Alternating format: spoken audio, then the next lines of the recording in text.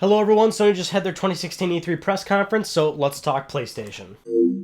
As usual, every year when Sony has their E3 press conference, we recap it and we do our impressions of the actual event. So, the beginning part, we will go over every single thing that Sony announced, and then afterwards you'll get my impressions, and I'll even do some question and answers from you guys on Twitter. So I'll put a little timestamp right here if you've already seen the conference, if you already know what went down. Jump right to this little timestamp, and we'll get right to the impressions and discussion portion of the video. But for right now, the people that didn't see it, here's every single thing that went down. So, 2016 for Sony, it opened up with a full-on blown orchestra. Pretty new for Sony, a whole full-blown orchestra doing a lot of noise making and stuff like that, which led into a God of War demo. We finally get a formal announcement of the new God of War, just straight up called God of War, no numbering or anything like that. This is, of course, the God of War that we kind of had initially been leaked earlier. Norse mythology, kind of like a little reboot, more or less. Kratos looks different, but it's a completely different, fresh take on the franchise. Shawn Layden takes the stage immediately. Before he even really does anything, he addresses the Orlando shooting, kind of in a very respectful tone. Very nice, Shawn Layden. Moving on, Sony Bend announces Days Gone, so we finally know what their game is. It's not that We Ride or whatever game, or, well, it's the same game, more or less, but they're not using that name. They're using the name Days Gone. We only get a little cinematic trailer for that just now. But moving forward, it goes into the Last Guardian trailer, and we actually have an announcement now, October 25th, 2016 for that game, so that is when we can expect the Last Guardian. Moving on, Horizon Zero Dawn gets a full-on gameplay walkthrough sort of thing. Pretty nice little extended look at the gameplay, and even more so, we're seeing more options within that game. Sort of the inventory system, the dialogue options. We're seeing a little bit more about how that game works. Then this moves forward to Detroit Become Human trailer. Just a trailer, very Quantic Dream in the fact that it's highlighting the fact that this game is about choice, your consequences, all the things that you make in this game, are going to have result in different scenarios, possibly multiple endings, and more importantly, it looks like the game is going to have different multiple characters too. Unlike Beyond Two Souls, this seems to be more Heavy Rain, where possibly this character in this trailer, Connor, is a playable character as well as Kara, who we know is already going to be in this game as well. Then they announce Resident Evil 7 with full PlayStation VR support. This is coming January 24th, 2017, and there's a demo, I believe, available right now in the PlayStation Store. The game doesn't need PlayStation VR, but it can be played completely from beginning to end in PlayStation VR. This is an exclusive, obviously, but that's certainly a big deal there. Moving on to PlayStation VR announcements in general, October 13th for PlayStation VR is the release date. Sony is expecting 50 games to be released by the end of the year, and of course the price that we already know, $399. Next up is Farpoint, announced for PlayStation VR, kind of a cool sci-fi first-person shooter game. Then Star Wars Battlefront X-Wing VR missions announced, so some Star Wars love there. And then going into Batman Arkham VR experience, that is also a little, we really don't have any idea or clue as to what this is, but that is considered exclusive, coming October 2016. Then moving on to Final Fantasy 15 VR experience, just showed a trailer. We still, another situation where we don't really know what's going on there. Call of Duty Infinite Warfare gets a nice little extended trailer for all those that care about Call of Duty.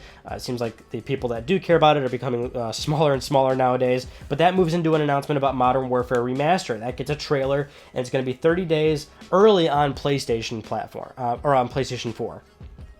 So if you really care about that, then there's that. Then the sort of big, like, out of left field announcement that a lot of people were really gunning for and looking for the longest time now. Crash Bandicoot actually does make an announcement here. Crash Bandicoot Remastered. So Crash 1, 2, and 3 from the original PlayStation are getting remastered on PlayStation 4. We don't have any really details about this. We didn't see any footage, but Shawn Layden made this announcement. He made it in the very forward regard that he worked out a deal with Activision. So there's definitely some terms and conditions here as to how this actually went down. They definitely have been trying to make Crash happen for a while, so this is what we're getting. We also heard that, or got announced that Crash is going to be in Skylanders Imaginator, and that's going to be exclusive to PlayStation 4, so just playing Crash in that version of Skylanders. That's going to be, again, first on PlayStation 4. Then there was a trailer for LEGO Star Wars The Force Awakens. This game's coming out relatively soon. Then Hideo Kojima takes the stage in a very dramatic way, more or less. And he finally gets to announce his game, and shockingly enough, Norman Reedus is in this game. It's called Death Stranding, and that's really all we know about it just now. The trailer's in a very cinematic tone, obviously no gameplay or anything like that, but very different, I guess, we'll put it that way. And then Insomniac Games, the announcement for Spider-Man PlayStation 4, and this actually is exclusive to PlayStation 4 as well. This actually just recently got confirmed. And then actually Sony closes out their conference with a Days Gone demo. So they originally announced it earlier on in the conference with just sort of cinematic trailer. Then we get a full-blown demo of this game, tons of on-screen enemies and stuff. We really get a feel for what this game is about, which is, of course, post-apocalyptic, a lot of zombies and things, and that's pretty much it. So that's Sony's press conference. Obviously, I think it's fair to say initially it was a pretty strong showing, especially considering Microsoft, of course, they started early in the morning, and they had a very impressive showing too. There's no doubt about that. Microsoft did a very good job as well. But that's the thing, you see Microsoft show and you thoroughly enjoy it. I think most people probably thoroughly enjoyed Microsoft show, if we're being very objective here, which I know a lot of us are. A lot of you guys are PlayStation fans, but objectively speaking, they had a pretty good show. So you always see their show and you think, okay, where's Sony going to fall in this? Can Sony top this? And the past few E3s, Sony has been really knocking it out of the park, and they have been pretty much pretty much saying what's up to the games industry, where they're like, we're still a major player, we know we have the lead, but we're still playing offense here, we still have a lot of great things going on, especially last year when they had such big bomb drops like Final Fantasy VII and Shenmue. So this year was not entirely all that different from last year. I mean, of course, big bomb drops. Hideo Kojima actually announcing his game, and even more so that Norman Reedus is actually still involved in this project. Actually, when I had seen that, and in the trailer, and then Norman Reedus kind of made his face appear in the game, and my initial thought was, wow, these two people really wanted to work together. So they definitely made it happen. Crash Bandicoot, of course, the pretty huge outlier here, where it's like that's a pretty big announcement for a lot of people. Granted, it's only a remaster of the games, and I think a lot of people have been saying, "Oh, bring Crash back," but it's always like, in what capacity do people want him back? Some people do just want that remaster, and some people do want an actual, true, new Crash Bandicoot game made from Naughty Dog or something, which of course would be awesome, but that's like the most unrealistic situation, and this is like kind of the best case scenario for what was realistic, is getting those remasters. And it's even more particular about how Sean Layden announced it, saying we were able to work something out with Activision.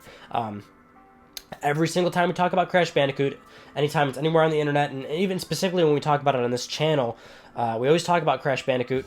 It'd be great if he came back. It'd be great if this magical idea happened for a lot of you guys. But business is business. Activision clearly still owns it, and I had mentioned plenty of times now for how many years that we've been talking about this. I guarantee you, Sony has tried to work out a deal in some way, shape, or form to do something with Crash Bandicoot.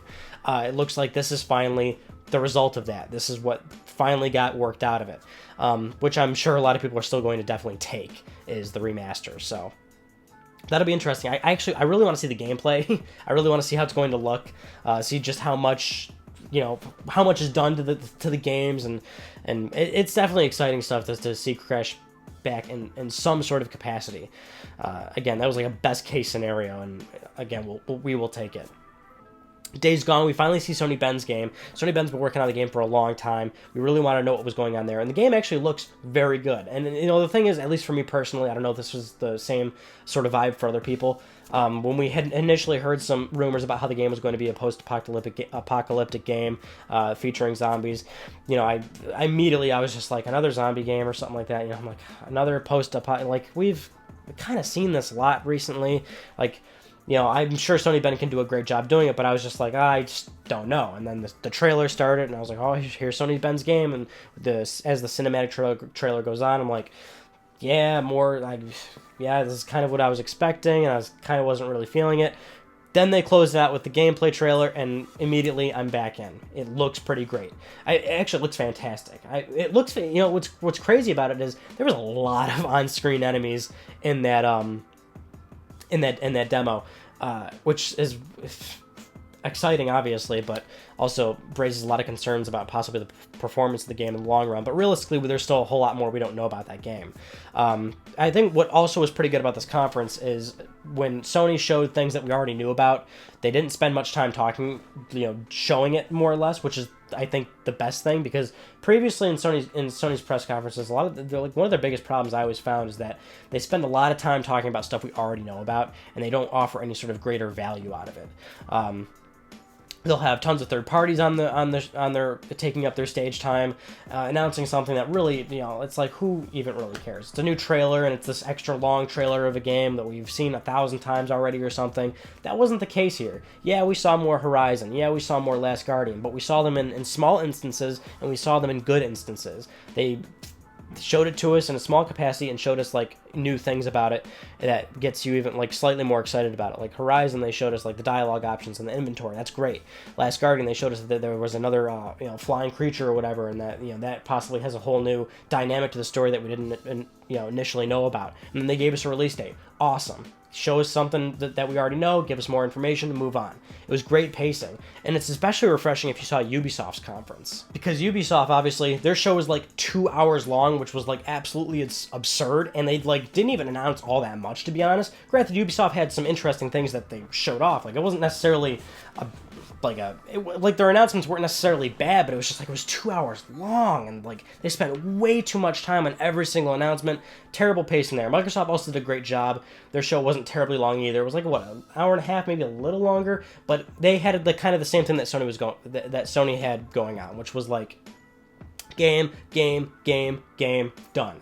And this is like a great change for how E3 is being presented nowadays, because previously E3 was always this place where, yeah, you did get game announcements, but it was also very businessy, which sometimes a lot of us don't really care about. It was always like the first like 15 or so minutes would always be a presentation about numbers, how the platform is doing, how the platform is growing, sales figures, possibly like, and sometimes E3 would always be the place where you'd see like announcements for price cuts or something like that. And nowadays we don't really see that. Nowadays it's just trailer, gameplay walkthrough, something like that. Maybe small little developer commentary, but it's, all that stuff all smashed together, and the show's kind of over with. And so that's good, and that it's good that Microsoft and Sony are keeping that same pace together.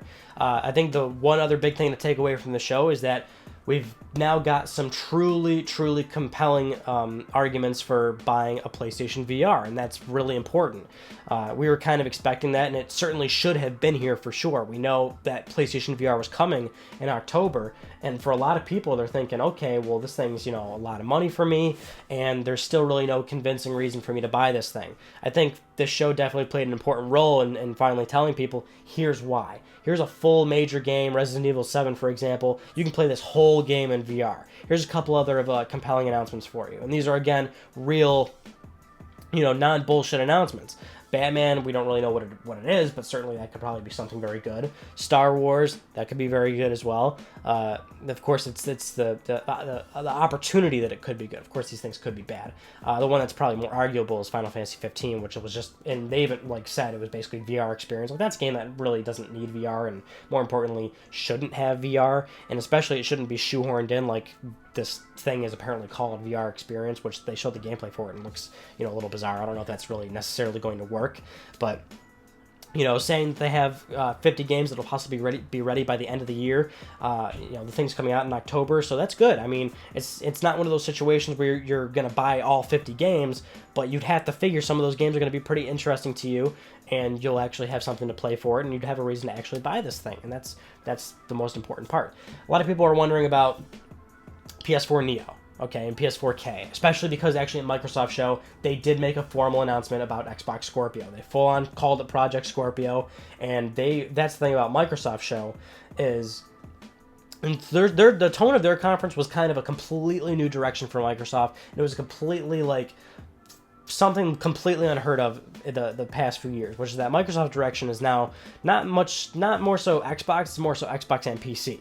Every single announcement at Microsoft show was Xbox and PC, and it was like this uniforming direction going forward, where it's like games are available on both of those platforms. There's unity between both of them. You can they've got this initiative where you can play Xbox games on PC now, and it's kind of a cross-play scenario right there. Save transfer, all this stuff. They are doing virtual reality as well. They haven't announced their own They haven't announced their own headset, but they're the assumption is that they possibly are, that they're partnering with Oculus or something, and that you can obviously use different headsets.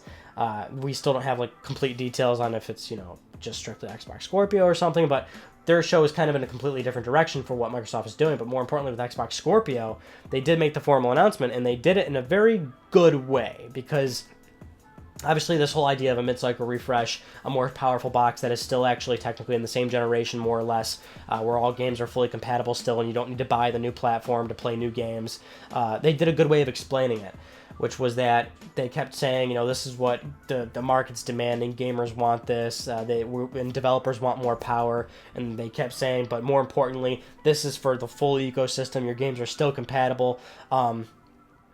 But this was also Microsoft more or less admitting that they completely lost the past 3 years, because at the end of it, they more or less said, this is the most powerful console ever.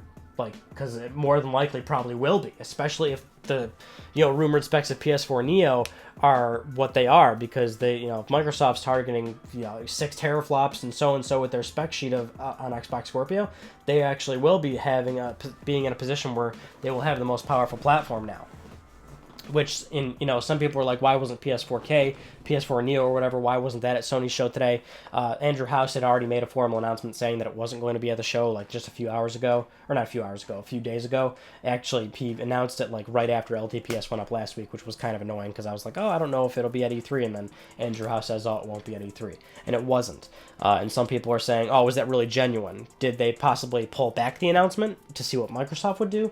I think it was pretty genuine in the fact that he said it was not going to be there. I don't think Sony is ready to really talk about this thing or show it, which may be in their best interest, because I don't necessarily know how far along they are with PS4 Neo, but I would have to assume after the announcement today, they are definitely having a good hard look at what they're doing right now, and they possibly might want to, in some way, shape, or form, alter it. That's the thing. People want to look at a situation like this and they'll think, obviously Sony's going to retool it. This is a multi-billion-dollar company. If they're too far along with PS4 Neo in terms of where they are, who knows how far along they are with the system, but if they're too far along, they're going to go ahead and release it and do it the way it is. They can't necessarily just make huge, big decisions, changes like that just for the sake of the competition. Sometimes they can, sometimes they can't. But it's not necessarily as easy as most people would see it. So I'm wondering how far along Sony is with this, new system, to see if maybe they will possibly alter it or change it or add more horsepower. Who knows? But I would absolutely be 100% sure that Sony is now in a little bit of a tough spot right now, knowing that Microsoft is targeting a higher amount of performance over what Sony's working on right now. But it is good that they don't have an announcement ready, because I think they definitely will be looking hard at what they can do to possibly change their current position, because they have the lead right now. They tonight showed that they did pretty well, not pretty well. They did extremely well. Especially after last year's show. It's how can they really improve from that? And it seems like they do keep firing on every cylinder, and they do have major announcements, and they have compelling announcements, and they have exclusives. And that's another thing too. You watch Microsoft show and you think, okay, all these games are still available on PC. If you want to talk full-on console versus console, there's not much argument there. And I think that it doesn't even really matter to Microsoft anymore, considering the direction they're purposefully going, which is that they want to unify PC and Xbox. So I guess they're not really concerned about that conversation anymore.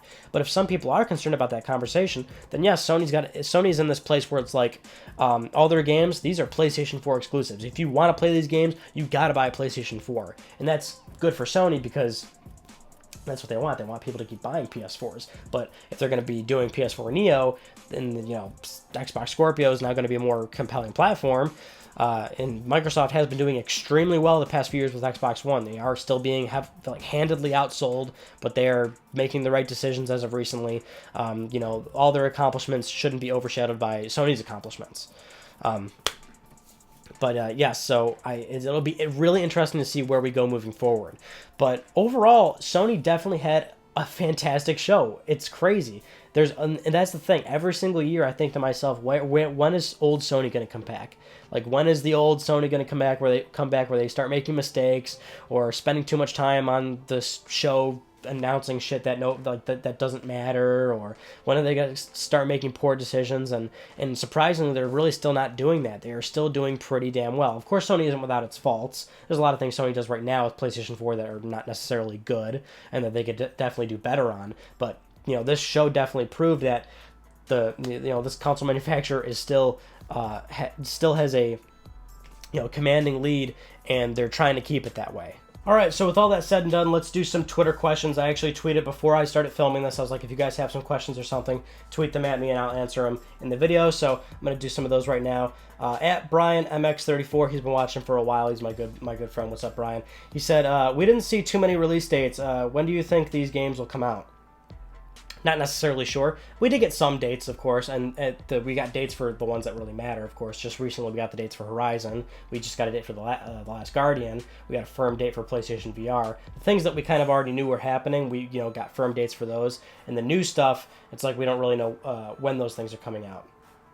It's kind of understandable nowadays because games are getting delayed left and right. It's hard to really give a firm date for these things nowadays. Especially if I was a publisher, I would feel pretty uncomfortable giving a date for games nowadays. I would at least like to make sure that I'm a little bit close to a release before I actually say anything. The Keating 5 says, do you think the VR price is too high? We've talked about this before. PlayStation VR, obviously it's like a lot of money, but you gotta think realistically it's like the most affordable VR to get into right now. If you're talking, say, if you want to do VR on PC or something, which really is your only other real option, if you want to do really big, full-on gaming VR, not something on your phone, it's probably the cheapest option right now is to get a PlayStation VR. So it's Sony's in one of the better positions when it comes to cost. Certainly, it's still a lot of cash to drop down, but you can't really argue it.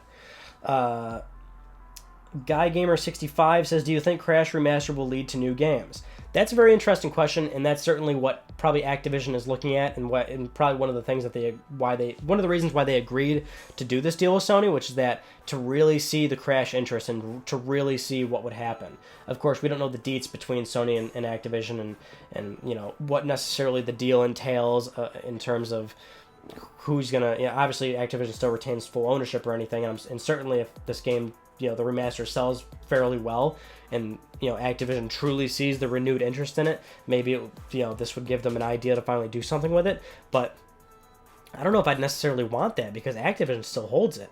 So if Activision sees all this nice new interest for Crash Bandicoot, they're not going to want to give it back to Sony. They're going to want to do something with it themselves. And do we really want Activision to do something with it themselves?